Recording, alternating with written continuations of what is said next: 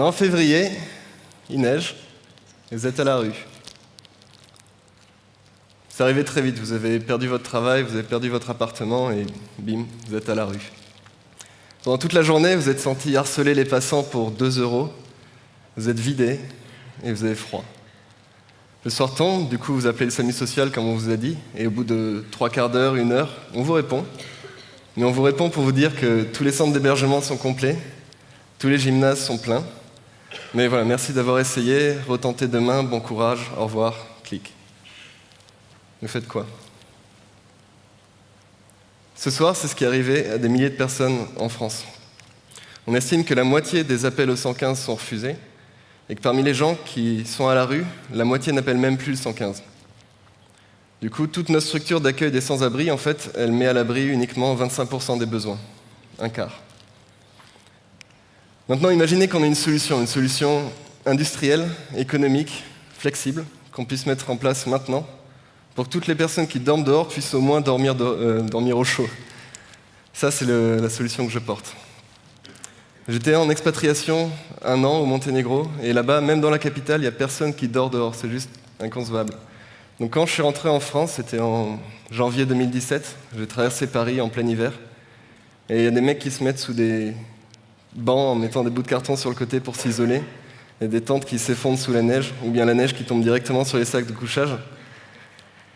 Et donc je traverse Paris, et en même temps je me dis, quand un blessé arrive dans un hôpital, on le soigne. On ne cherche pas à savoir avant s'il est français, s'il a une carte vitale, si c'est un type bien ou si c'est sa faute s'il est malade. Il arrive, on le soigne. On ne tolérerait pas de laisser quelqu'un sur le trottoir avec une jambe cassée ou en sang. En France, on a des personnes qui dorment par -5 degrés dehors et qu'on refuse des centres d'hébergement. Bon voilà, moi je suis jeune, je suis ingénieur, du coup je ne supporte pas les problèmes sans solution. Il y a des gens qui dorment dehors, on va déjà faire en sorte qu'ils aient moins froid. Donc l'idée c'était de faire un abri qui permette de protéger les personnes, mieux qu'une tente ou un sac de couchage. J'ai fait le premier proto en mai 2017 avec des bouts de carton, des bouts d'isolation de maison, du scotch et un cutter, donc très simple. Et c'était le début de l'été, donc j'ai demandé à un ami agriculteur de pouvoir le tester chez lui dans sa chambre froide. J'ai passé plusieurs heures par -20 degrés, en pull, à lire un bouquin. J'ai appelé ça l'igloo.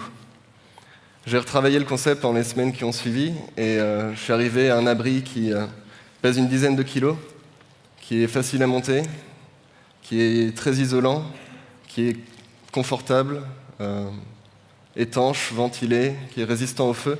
Et surtout, l'avantage, c'est qu'il permet de gagner entre 15 et 20 degrés par rapport à l'extérieur. Donc quand il fait 0 degré dehors, il fait entre 15 et 20 degrés à l'intérieur. Voilà, j'ai été content de moi, mais en même temps, il fallait que je teste directement auprès des usagers. Donc j'ai fait une dizaine de prototypes chez moi, que j'ai fait directement sur ma terrasse, et je les ai proposés dans des squats sans chauffage et en extérieur à Bordeaux. Les retours ont été excellents, il y a des personnes qui ont passé plusieurs mois au chaud dedans. Donc je me suis dit, c'est bien, mais c'est pas suffisant. Il faut que j'en fasse plus, que je teste dans une ville différente, avec un public différent. Donc j'en ai fait 10 de plus, grâce à un crowdfunding, et on les a envoyés à Paris, au Bois de Vincennes, et puis au sud. Et là encore, on a eu des très bons retours. On a eu reçu par exemple un SMS de Benjamin et Océane, je me rappelle, parce qu'ils étaient très jeunes, ils avaient 20 et 21 ans, ils étaient au Bois de Vincennes. Et pendant la vague de froid de février 2018, ils nous ont envoyé un SMS en disant « On est bien installés et on est au chaud, et on attend la neige pour voir tout ça. » Il faisait -7 degrés dehors. Donc voilà, j'étais content de moi, j'avais fait un produit qui était bien conçu, j'en ai fait 20, j'avais testé presque 1 millier de nuits en continu avec des sans-abri directement. Donc je me disais, c'est bien, j'ai plus qu'à le proposer au SAMU social, et ils vont l'adopter. C'est plié, en route pour de nouvelles aventures. C'était l'an dernier, j'avais 26 ans, j'étais encore un peu naïf. Et du coup, j'appelle les grandes associations pour leur proposer, et elles me répondent tu veux mettre ça dans la rue, mais est-ce que tu as l'autorisation de la mairie? Du coup, j'appelle la mairie, qui me dit tu sais, Geoffroy, l'aide d'urgence des sans-abri, c'est une prérogative de l'État. Si on t'aide à mettre ça en place, en fait, on dédouane l'État de ses responsabilités. Du coup, on ne peut pas t'aider. Donc j'ai appelé les préfectures, qui sont l'organe de l'État, et ils m'ont dit non, en hiver, on héberge tout le monde. Les gens qui sont dehors le sont par choix. Voilà, ça m'a pris 6 mois pour me rendre compte que ça allait être plus compliqué que prévu. Le milieu est extrêmement complexe, il y a beaucoup d'opposition au niveau des politiques et au niveau même des différents organes qui composent la structure d'aide aux sans-abri. Donc voilà, face à la difficulté, moi j'ai jeté l'éponge, j'ai abandonné. Pas le projet, mais juste l'idée de l'inclure dans la structure classique d'aide. Donc je me suis entouré de bénévoles et de partenaires, on a monté une association. On a industrialisé l'igloo qui est maintenant fabriqué à côté de Bordeaux, à Libourne.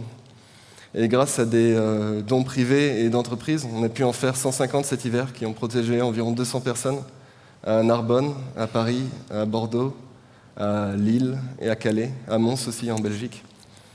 Et je dis des dons privés d'entreprises et de particuliers parce qu'on défiscalise les dons de particuliers à hauteur de 66% et les dons d'entreprises à hauteur de 60%. Bref, donc ces dons-là nous ont permis de mettre à l'abri 200 personnes. On a aussi donné les plans à des bénévoles à l'étranger, par exemple en République tchèque. L'igloo se développe très bien. On en a fait 80 cet hiver dans toutes les villes du pays. Et ils sont en train de lancer l'industrialisation aussi pour que dès l'hiver prochain, on puisse mettre à l'abri les personnes en Europe de l'Est et en Europe centrale. Voilà, donc ça, c'est mon histoire à moi. Après, je suis un mec très lambda, je suis né à Pau. J'ai choisi une école d'ingénieur dans la ville la plus ensoleillée de France. L'igloo, ça casse pas 3 pattes à un canard, c'est 3 bouts de mousse collés ensemble. Et d'ailleurs, depuis que j'ai mis en place, j'ai reçu des dizaines de coups de fil de gens qui m'ont dit qu'ils avaient eu la même idée que moi. Et je suis convaincu que si je l'avais pas mis en place cet hiver, il aurait forcément émergé, que ce soit dans 1 an ou 2, porté par quelqu'un d'autre. Mais à l'époque où je l'ai lancé, j'ai regardé à gauche et à droite et il n'y avait personne de mieux placé que moi pour le faire, du coup je l'ai fait. Et là où je veux en venir, c'est que je suis convaincu que vous avez tous au moins une idée ou un antidote pour la société, ou juste pour les gens autour de vous.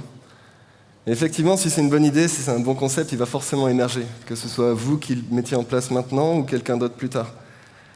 Et la différence, c'est que si vous ne le mettez pas en place maintenant, en fait, vous privez la société des bénéfices pendant tout le temps que quelqu'un d'autre prendra pour le faire à votre place. Et ça, c'est une sacrée responsabilité. Dans la vie, le monde se divise en 2 catégories. Ceux qui font attendre la société et ceux qui creusent leurs idées. Vous creusez. Merci.